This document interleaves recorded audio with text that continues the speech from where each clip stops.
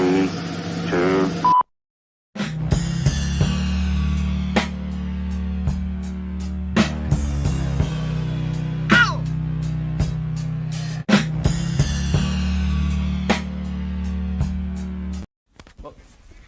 We'll do it live. Fuck it. Do it live. I'll write it and we'll do it live. Fucking thing sucks. Oh, yeah. Here we are on This, That, and the Other radio show, the Facebook Live edition. This is Troy Patrick Farrell of This, That, and the Other radio show. And we're simulcasting not only here at Facebook Live, YouTube, on the various channels, but let's get nutty and also see if we can put ourselves on dirtyradio.fm channel, Dirty Radio Classics. So every week I do a radio show, and we spin a lot of music. We talk to a lot of guests, and we have a lot of fun, but we also comment on things that are happening in our world. And there is something happening in the world, and it's sort of near and dear to me because this is happening in the town of Burbank, California, where I lived, 17 years, and the place that we're going to talk about is a place I used to hang out at because, well, I no longer live there. That's why I'm not hanging out there. But the news is I'm going to be hanging out there this weekend. And so we're going to be talking to the owner, Baret, of the Tinhorn Flats, and about his battle with the city of Burbank, the mandates that California, LA County have been zigzagging and yo-yoing back and forth to all of their business owners. And he finally said, listen,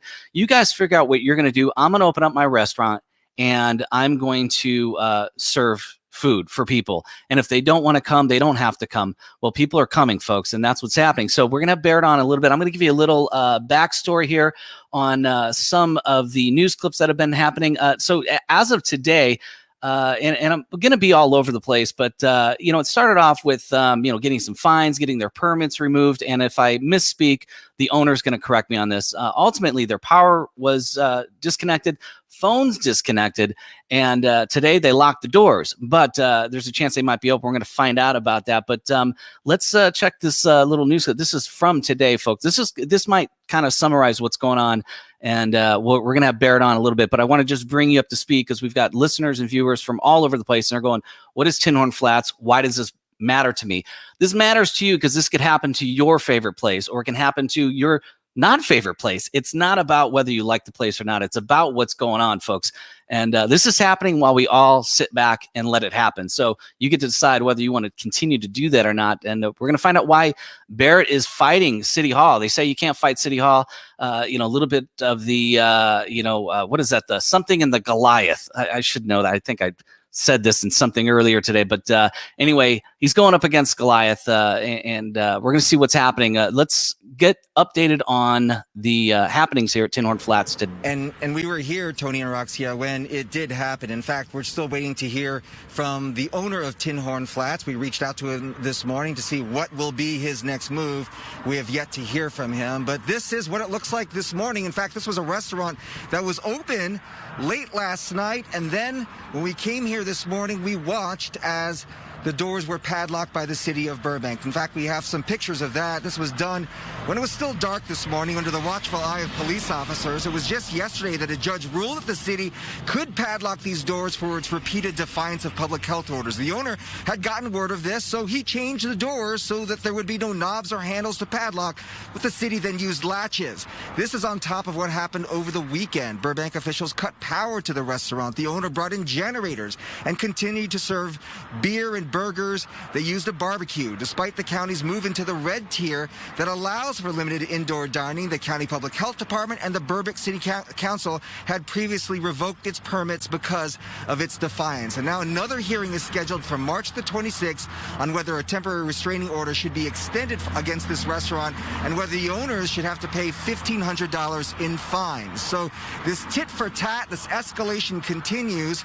The city believes essentially that this restaurant should be punished for what they believe were past transgressions, saying this, quote, allowing this to go unchecked could embolden other restaurants and facilities to flout the same permit requirements, which would further undermine public health and safety. They said other restaurants had sacrificed and suffered for complying. So again, we'll see how the owner responds. Tony Aroxia, there was a Facebook post last night from this owner, and he said, let me be very clear. I will never pay fines for illegal mandates and closures. I am now declaring declaring Tinhorn Flats an autonomous zone. And he said in capital letters, "We are open for business." They have been open every day about the noontime, again in defiance against the city. And we will see what will happen when they had planned to open this noon. So All right, so let's see. Let's bring on our guest, Baret Lepejian of Tinhorn Flats in Burbank. I'm going to bring on here, and let's see if, in fact, they're open. It's 3 o'clock here on the West Coast, and let's find out what's going on. Now, he was on Fox Business. He's been on Adam Carolla, been on a bunch of shows. This is national news, folks, and so it's a privilege to have him on here to discuss what's going on in the midst of all this other crap. He's coming on this little radio show here to talk to me and fill you in on what's going on, because, you know, this stuff is really all important for all of us. Let's find out what his cause is and why he's putting up this fight. Hey, Baret, how you doing, man? Hey, Troy. Nice to see you. How you doing? Hey, not bad, man. You know, I might be doing, better than some, not as good as others. And that kind of brings me to you. But I want to see, how are you dealing with all this? I mean, it's got to be a lot of chaos, having somebody constantly every day. They're doing one thing, whether it's disconnecting your phones, locking up your doors, pulling the power, filing injunctions, lawsuits, whatever they're doing to stop you. It's got to, I don't even know how you found time to do this. So I appreciate that. But how are you doing with sort of the stress and angst of all this?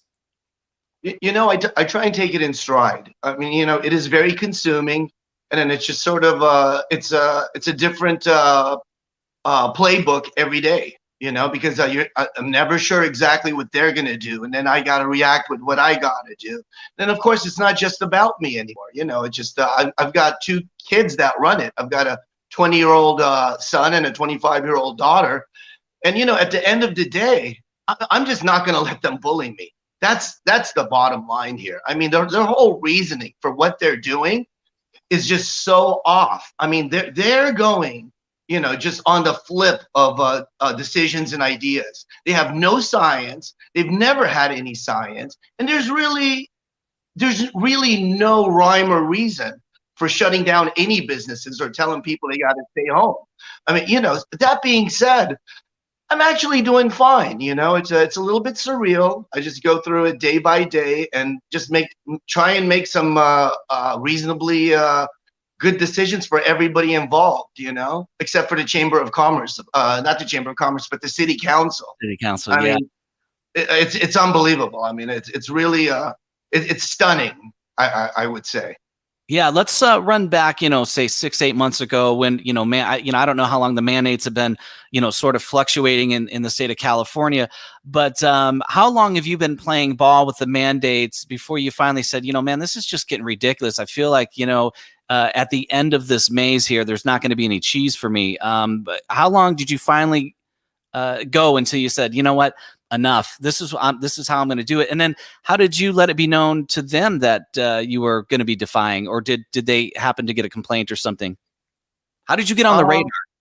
Well, I mean, originally we were all closed. We were all supposed to do to go or pick up only. It was curbside. So we did that. And then, and then they opened us up. It was outdoor dining.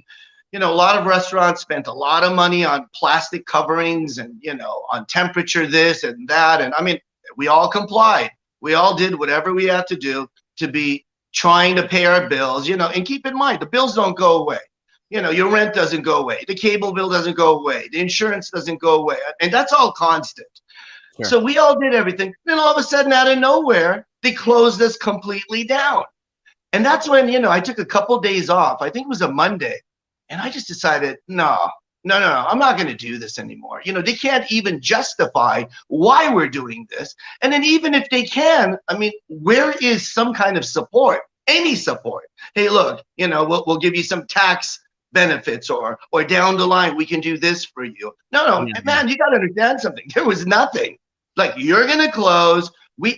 You don't have to know why you have to close. You're going to close because we're telling you you're going to close. I don't know, I mean, I'm a pretty nice guy, Troy. You and I have known each other, but yeah, I don't like when people take advantage of me, and I don't like to be treated like an idiot.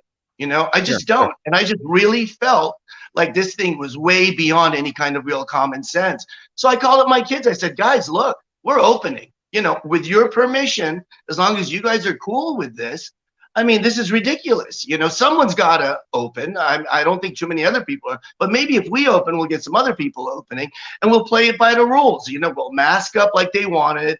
We'll just keep it outdoors like they wanted, but let's at least open it outdoors.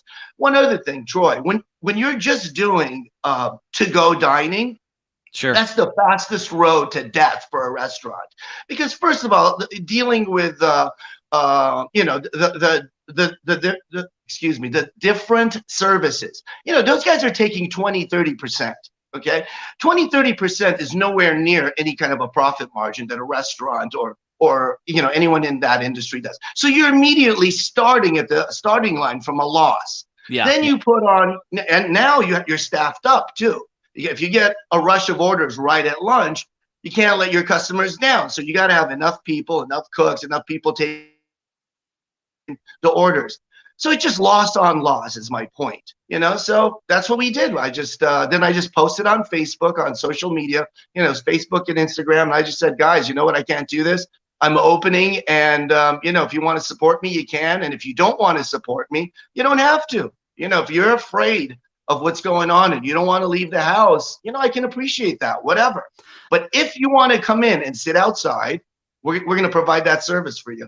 Yeah. So where are you at right now with respect to what the mandate is and with what you are actively doing in your restaurant? And I know that things have, you know, daily and weekly, just like we're experiencing here in Vegas, you know, there's no rhyme or reason. Things, I mean, it's almost like, you know, 1985 here out in Vegas, you know, people just running around in the pool and, you know, listen, obviously they're, you know, wearing their mask and doing anything, but, you know, the fact that this was so serious and so stringent and our governor was, you know, just being the sort of the way, you know, it's happening in California. Now it's like, I'm like, wait, he's doing what? Oh, we're open now. You know, we're going to open up to 50% in 2 weeks. And the next thing you know, he's starting, you know, all these different conventions and things, you know, allowing that. Now, listen, on one end, that's a good thing. That's what we all want, that we all want to be able to do those things. But, you know, you don't just go, okay, well, cool, things are cool. And, you know, you sit there and look at the logic going, well, what really has changed? Yeah, granted, we have a vaccine now, but they're, you know, still at the very early stages of rolling out. I don't know that that is what's causing all of this government openings. But while the county of LA is opening, you're actually regressing further, sort of getting punished for something that happened, you know, months ago, because, well, everybody else did it and you never did it. So now you're going to pay twice as hard. So a couple parts of the question. The first part is, what are you doing actively now that is any different than what mandate is happening right now in LA County? Nothing, Troy. You know, I'm still doing only outdoor. Okay. You know, my employees are still wearing masks, you know, and that's it. You know, obviously, you know, we're in a whole different space now. They've cut our power off and, you know, they've cut the phone lines off. And as you said in the opening, you know, they tried padlocking the doors. So, you know, for me, this has nothing to do with public safety. I mean, you know, that's my opinion, but I think my opinion is becoming more and more obvious and clear that this is really about control. You know, for sure, what they're doing to me is about control. You know, they hate the fact that I opened up, and, you know, in that city council meeting, they said it. I mean, you know, if I may take one moment, I mean, there's one moment in that city council meeting that I knew that I was on the right side of everything. You know, there's a dude, I won't call him the names I've called him online. I'll try and keep this as respectful as I can. But there's a guy named Constantine Anthony on that council. That's him right there. Actually, yeah, there you go. This guy actually had the gall to compare Tinhorn Flats to Rosa Parks. Okay, and the way he did that, it's truly unbelievable. I get goosebumps just thinking about this. He says that Rosa Parks, by sitting in a seat that was designated for white people, that got arrested for sitting in a seat, in a human seat, you know, she got arrested. She had to do the time.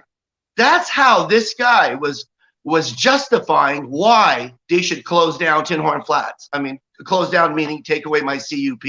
He basically said, you do the crime, you do the time.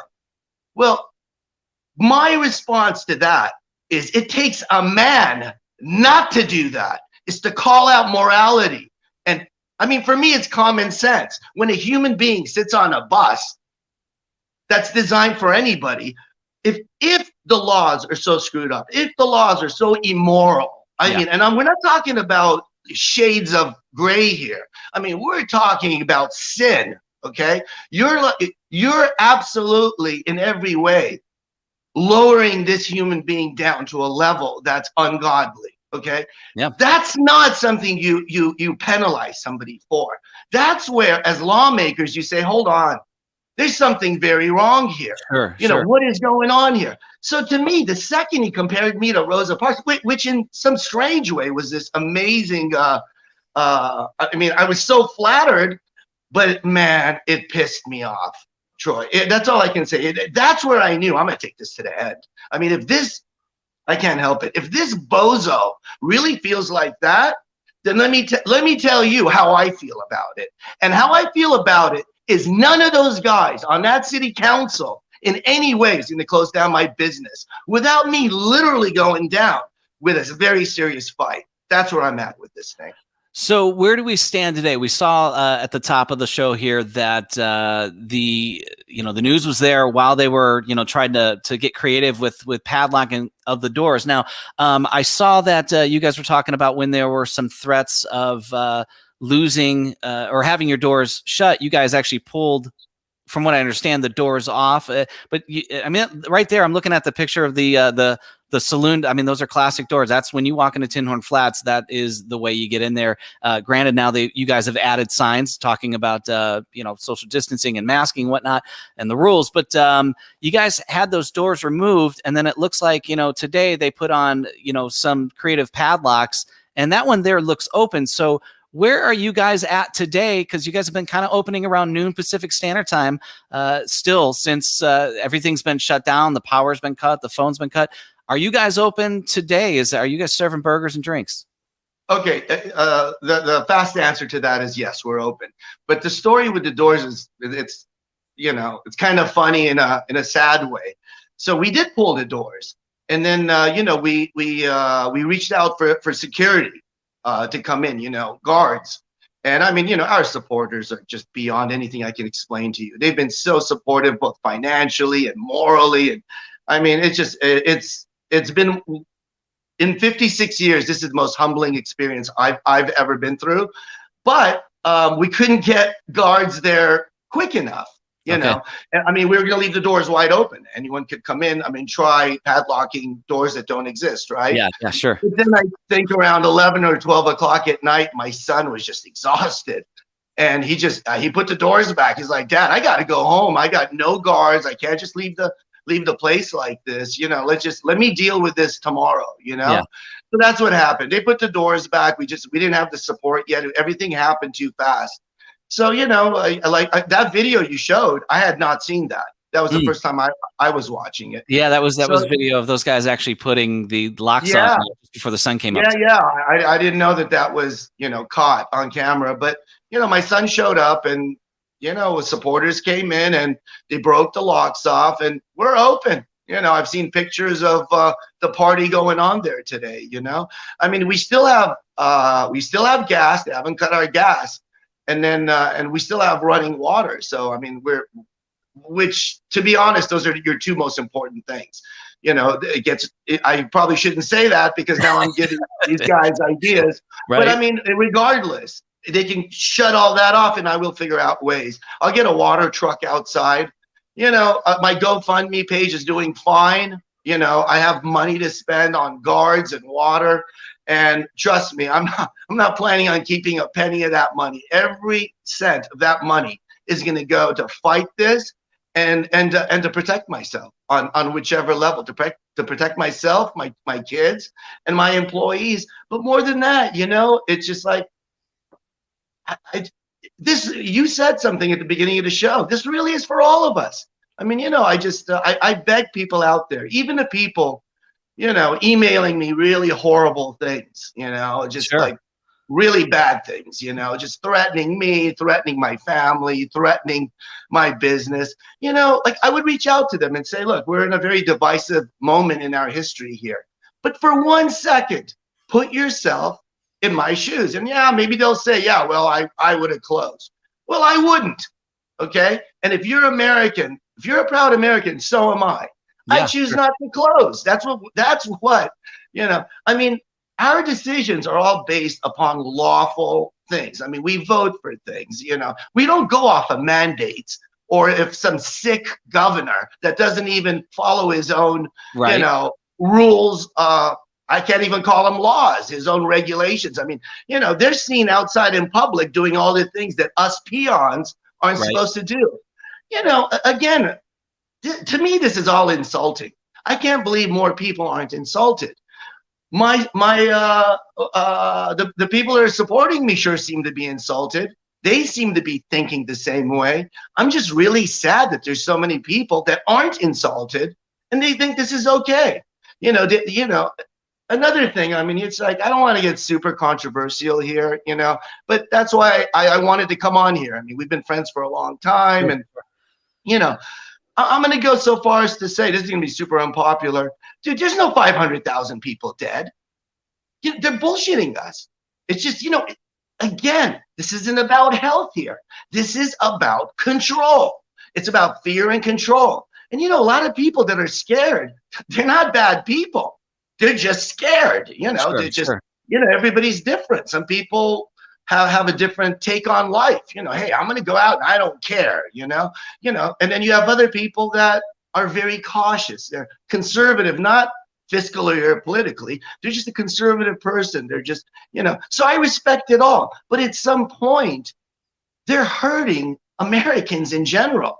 And the divide it's created, in my opinion, in my humble opinion, this is by design. And you know what? It's working really good. It is. I tip my hat off to them from an evil point of view. These guys are making it work. I mean, look, you've got two separate camps with, again, like no real gray area in the middle there. Really sad. Troy, it just breaks my heart, man. And it's like, as much as I love the support I get, like the shitty emails, it's really easy to block people, especially when it's your Facebook page. But, sometimes I want to leave some of that stuff up. But, then, you've got that thing where 20 people jump on him and it gets out of control. Yeah. It's already divisive enough. I don't need that. I don't need my supporters freaking out to someone like that. And then, just yet more negativity, which is exactly the one thing none of us need right now. Of course. So what does the next 14 days look like for Tinhorn Flats? It looks like you guys have there's another court case or another hearing coming up in maybe the 23rd. I believe the news broadcast said there at the top of the show. What does the next 2 weeks look like for you? Things that you got to tackle. I mean, and where do you ultimately see this going? Is it going to be, the news guy said tit for tat. I said earlier on my show before I brought you on, it's like for every zig that they do, you've got to do a zag, and they're cutting power, and you're coming in and bringing in generators, which, by the way, I've got a generator. Let me know. I can bring it with me when I come out this weekend. But I'm all about the cause. And you had mentioned some of the angry messages that you got, and as the owner, I just posted that, hey, I'm going to go support them this weekend and I'm going to have dinner. And, then, the replies are, well, I hope you get the salmonella that's going around, or I hope you get sick from the super spreader event, so. Isn't that amazing? It really is amazing. It's bizarre and it's trivial to me. But, meanwhile, I went and looked at whatever history of grades there were. I looked at the last 18 months of food grades at Yelp, and Tinhorn Flats in Burbank has an A. So I'm not worried about the delicious burger I'm going to have this weekend and throughout next week. And as far as, the super spreader, you guys say that you guys are all, adhering to, at some point, somewhere, a mandate. You guys aren't serving food indoors, but you're serving it outdoors. And are you limiting capacity? Because, I watched some of the city council, the 4.5 hour epic. It was like watching Roots or what it was forever, and, the people are saying that, it's a block party there and it's pretty much a free for all. Can you clarify what's going on at Tinhorn Flats? If somebody comes down, if they want to support the cause, but they're still a little leery, what should they expect when they come down there? Well, I'm going to be honest with you. Okay, so we are not serving indoors. Okay. Okay. But at this point, there's, I'd be lying if I didn't tell you there's a festival feel to it. People are coming down. I think my food's really good. A lot of, my regulars think my food's really good. But honestly, Troy, it ain't about the food no more. We're way past food. I mean, I've got people driving from other states to come and be there and support. And so this thing is just now, are we adhering to 6 feet rules? No, we're not. But again, I just want to remind, if someone's nervous about that, don't come in, because yes, we're not serving indoors, or I should say, no, we're not serving indoors. But yeah, if you come into our backyard, it's a party, man. And not too many people seem too worried about dying because that they're there. So Sure. that's it. I mean, and I just want to address your first question. You said, how does the next 14 days look? And you talked about a court date. I promise you, Troy, when I say this, I don't know when my next court date is. And honestly, I don't care. I have attorneys that I'm paying well, handsomely. And I don't want to know about it, because there's not one thing I'm going to do differently. Let them show up. And which, by the way, I mean, I love my attorneys, but I haven't had a single win. Okay. So they've like railroaded me as far as the city and the county and the city council. I mean, it's just, they plowed through me. So, I mean, let me just publicly say, I'm not a big lawyer guy. I don't particularly care for lawyers. And the advice I've been given is, oh, you have to shut down now. Just do it for a few days. I'm like, no, I'm not going to shut down. I publicly said I'm not going to shut down. They're like, well, they're going to chain you up. So I don't know, I mean, I love my attorneys. I do. But they don't get it either. They don't. They actually don't understand what's going on here. I mean, I'm not doing this for fun and games. The first thing you ask me is, how am I holding up? I'm fine, but it's not fun. I'll tell you that. It's not fun. And my children are involved, Another thing I got to say to the haters, it's my children that were there from day one. If I had 1% fear that my children were going to be hurt, never mind my guests, never mind my supporters, never mind anyone else, but I have 2 children in my life, and they mean everything to me. I've sacrificed. I'm one of those dads. I'm pretty much raising them by myself. I'm a single father, and they mean everything to me. Okay. Like if I got 100% going on, they're 99%. I would never put them into a situation in any way where I think there's any chance that they're going to get hurt. And they've been there. My son's been there just about every day. And then my daughter has another corporate job, but she helps me like no one else can help me. And they've stood through it. I mean, I'm not going to say they haven't had concerns or certain levels of fear, but they've shown up every day and they've had my back. So to answer your question, I don't know. I go literally day by day. I didn't know if they were going to lock my doors, I don't know what they're going to do tomorrow. But I can tell you one thing that I do know is my supporters are out of control, amazing. I mean, they figure stuff out. A lot of times I read every single comment and I try and respond to as many things. I mean, I do all the social media. My son does some posts, like if he's the one that actually shot that footage of them cutting off our power. Yeah. But mostly it's me doing it. And I listen. I listen. I mean, these people are my lifeline right now. They're sending money. These are people I would never have known. They're from other states. And they're sending me money on a GoFundMe just because they believe in what I believe. Troy, it's the most humbling experience of my life. And I'm just not going to give it up. I mean, so what's the end result?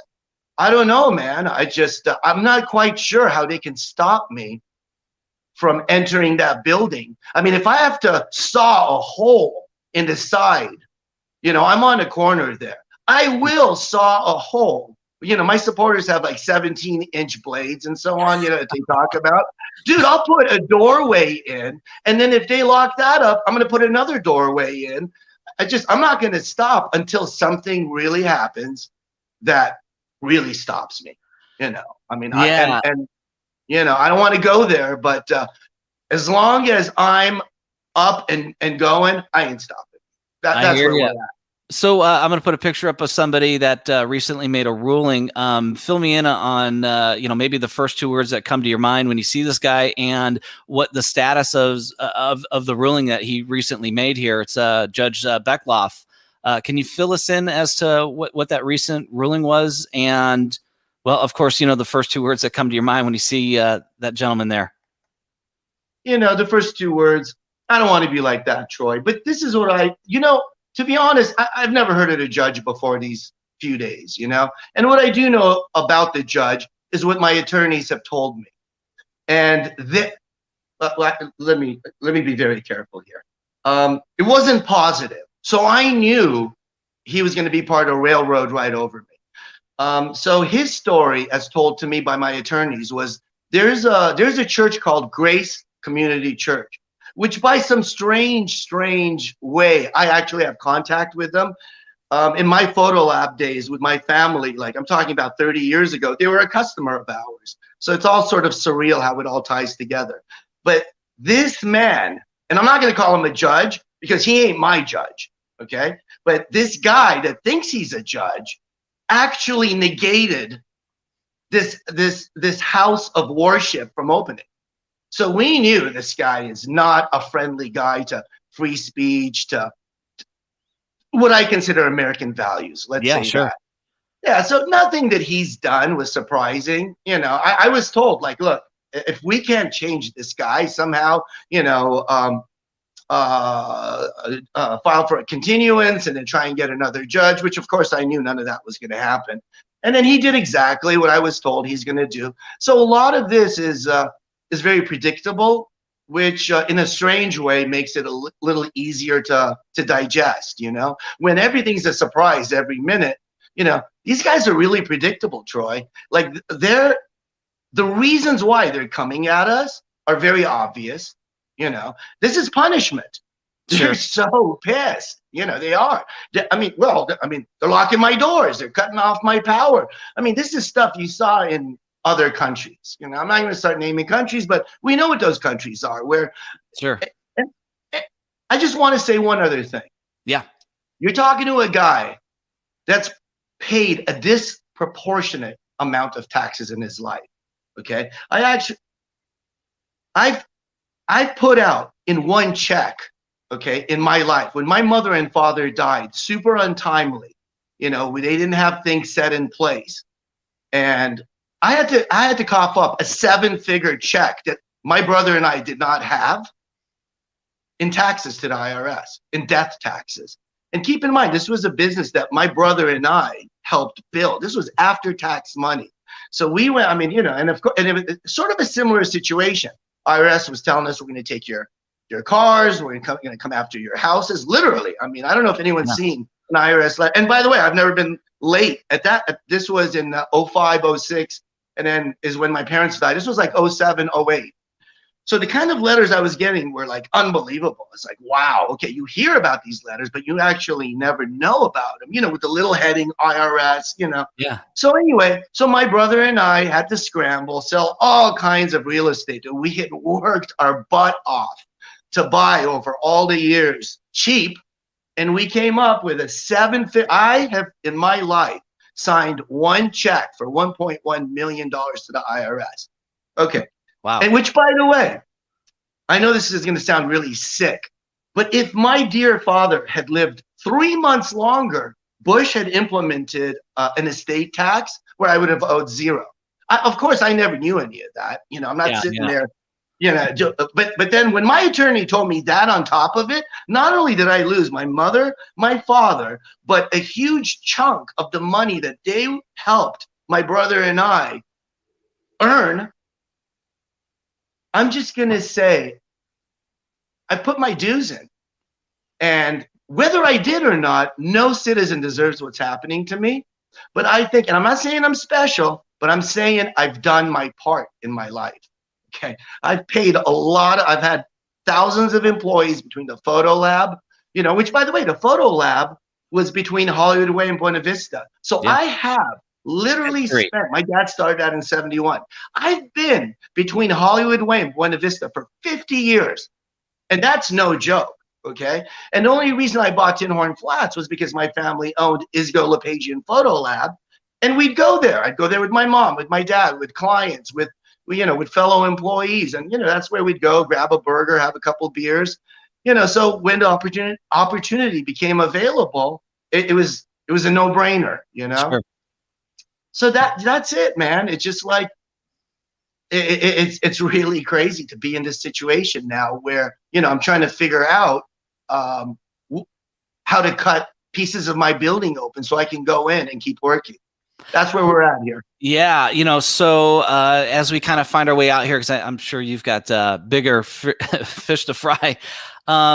Where do you think? Because tit for tat and the zigzag, those have been phrases that have been tossed around. So for one action that they do, you come back with a reaction that overrules their action. They cut the power, you guys get generators. They lock the doors, you unlock the doors.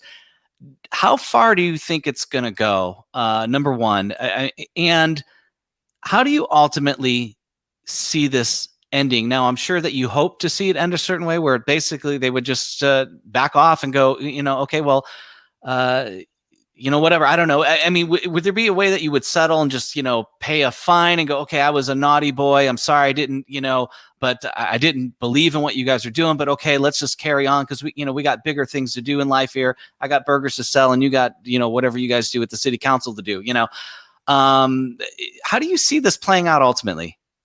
Well, first of all, paying fines to me is complying. Okay. That's admitting that I did something wrong. I mean, let me just publicly say, I will never pay 1 cent in fines for illegal mandates and things that made no sense. That's not going to happen. If they're going to have to figure out how to kill me off because I'm not going to pay the fines. Let me put that out there. No attorney is going to convince me. Even if someone came right now and said, look, pay $100, I can make this whole thing go away. Absolutely not. I'm not going to pay because that's just, I can't live with myself. I don't want these guys getting one thing on me. Right now, Troy, to answer your question, all I can do right now is play defense. It's almost like a boxing match. I'm sure. They got me against the ropes. All I can do is what Ali used to do is I'm rope-a-doping right now. Yeah. And that's all I can do. Yeah, my attorneys keep going to these court hearings, which are all predetermined. The city council was completely predetermined. It's all, it's just a song and dance right now. Yeah. So I'm going to let that happen. But to answer your question, I will go on to offense. And that's what that GoFundMe is for. When I go on, and it probably isn't going to be with my present day attorneys. My present day attorneys are doing fine, doing what they do, showing up to court, But, I mean, if anybody hears this, and I'm looking for somebody that has experience with California, with restaurants, I'm gonna go on to offense. It's just not the right time, not the right place, but that day will come. But sure. Yeah, I will. But the one given here is not 1 penny. I will not give the city or the health inspectors. No fines will ever be paid. I would rather absolutely lose the restaurant, lose whatever I got there, but I will not pay 1 cent. Wow, right on. You mentioned the legal defense fund. I took some liberties at the bottom. There's a scroll there just to make it super simple. So, people don't have to type this long address. You can just go to tinyurl.com/TFLDF. That's Tinhorn Flats Legal Defense Fund. That'll take you right directly to your GoFundMe page. It's a super simple shortened link there. So just so you know, it's not going to my bank account. it's going to the GoFundMe to help the cause over there. And the cause that we have here is not about you and some guy saving his restaurant who's in a fight with the city. It's really about something bigger than that, much bigger than that. And I appreciate you going to battle for all of us. I mean, really, it's a chipping away, one little thing here, one little thing there. It's not a big deal, but when you go back, 2 years from now and they've chipped away half of your soul, then you're going to go, what the heck was I doing? It's just one restaurant here. It's one restaurant there. It's your favorite place down the road there. And next thing you know, the whole city has changed, or, whatever world you live in is now different. And, you could have stood up for it, and you're doing that right now. So I stand on the side of Tinhorn Flats and what you guys are doing there. I certainly wouldn't want to be in your shoes, because I mean, it really sounds like a lot of stress and a lot of headaches. But it sounds like with the support, they're keeping you on your feet over there. And I plan on joining that support this weekend when I arrive from Las Vegas into California, to my old stomping grounds in Burbank there, and pop into your restaurant. One final thing before I let you go. So people are going there. California is in a certain phase of a mandate. Where does Tinhorn Flats fit in with that mandate? So I think, as I understand, because here, we've had indoor dining. Is LA County doing indoor dining? Troy, man, we're outcasts. I don't have any permits. We don't fall into any jurisdiction. As far as the city or the state go, I don't exist. So I don't fall into anything anymore. I fall into my own world and my supporters' world, which I got to tell you, it's a pretty cool place to be. Can I just leave you with one thought? Please. Yeah, so please. I'm fighting. Okay. Obviously that's what we're talking about. And I'm open. My kids are there. They're doing burgers. One very important thought to keep in mind is the thousands of restaurants that close their doors, and a lot of people say, oh, it's their fault. They could have done what you did. That's absolutely not true. A lot of people have a lot to lose. Okay. They have, the city can come after you. Like these fines right now, for reasons I don't want to get into, it's going to be very hard for them to come after me. So many people have lost so much because they were afraid of the government. Who's going to help them out? They lost thousands of dollars. Maybe these people had been in business for 10, 20 years. And again, I just want to remind people, this is not a profitable industry. And they lost everything. I just want to leave people with that thought. I'm still in it. I'm fighting it. I feel really, really bad for what the government has done to thousands of good citizens. Thank you for having me on your show. I really appreciate it. I was able to say things that, I may not have time or. Yeah, sure. I appreciate it, Troy. Yeah, of course, Baret. And I'll see you this coming weekend and into next week. I'll pop in and support the cause and have a delicious burger, and probably have the first cold beer that I haven't had in 2 weeks. I'm doing like one of these cleansing things or whatever. But I look forward to breaking the cleanse at your establishment, and in honor of what you're doing, because you're standing up for your rights and for our rights, to sort of go, hey, there's something else going on here, and this isn't about what it is. And now it actually, to me, just kind of looking at the sidelines, this just seems like, oh yeah, you're going to keep your doors open. Well, look what we're going to do. It's not about, but Tinhorn Flats, you're making people sick, or you're going to endanger people. That's not about that. It's about defying the order, which is not really a valid order of the city of Burbank. And I commend you on doing it, man. It's a tricky waters to navigate for sure. And we'll keep our listeners here at This, That, and the Other radio show on dirtyradio.fm, Dirty Radio Classics, updated as to any future happenings, of course, with your place. So thanks for coming on, man, spending a lot of time with us here. And I'm sure the people on your Tinhorn Flats page, and hopefully those that maybe are like, I don't like the guy, will see this and go, he's got a point. He's got a point. And they can choose to not go there if they don't want to, but they should at least support while you're fighting it. Thank you, Troy. Rock and roll, man. Thanks so much, Baret. Great to see you, bro. And we'll talk soon. Too. All right, cool. Hey, all at Facebook land, This, That, and the Other is going to tune off here, and we're going to continue at dirtyradio.fm, Dirty Radio Classics. I think we've got some comments here in the thing. There are probably some questions.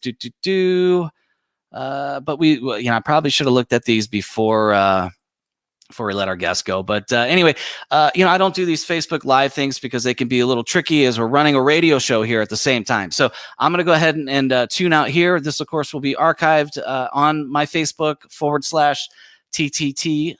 TPF, This, That, and the Other radio show. And again, down below right here, you can support Tinhorn Flats. You can donate to their legal defense fund. It's the Tinhorn Flats Legal Defense Fund. And we've got this nifty link here, tinyurl.com, and then you / and it's TFLDF. Of course, you can find Tinhorn Flats, TINHORN Flats on Facebook. See them in the show notes. And of course, if you miss this, the show will be archived and you can watch it over and over and over again until you drive yourself crazy. All right, cool. Troy Patrick Farrell, I'm out. Thanks for watching those that did, and I will continue at dirtyradio.fm on channel Dirty Radio Classics. Yeah, hey, thanks, Will. Let me just show some comments here. We're getting some folks chiming in, and we've got Diane chiming in. Absolutely. So much going on with this. They're putting locks on his doors, and he's coming on this this radio show. So I appreciate that. You know, there were a couple of things. I think we showed all the stuff that we had to show, all the footage. I think we got it all. We're there's one little cool video here just on the tail end that I'd like to play so you guys can see that. Let me get my mug on.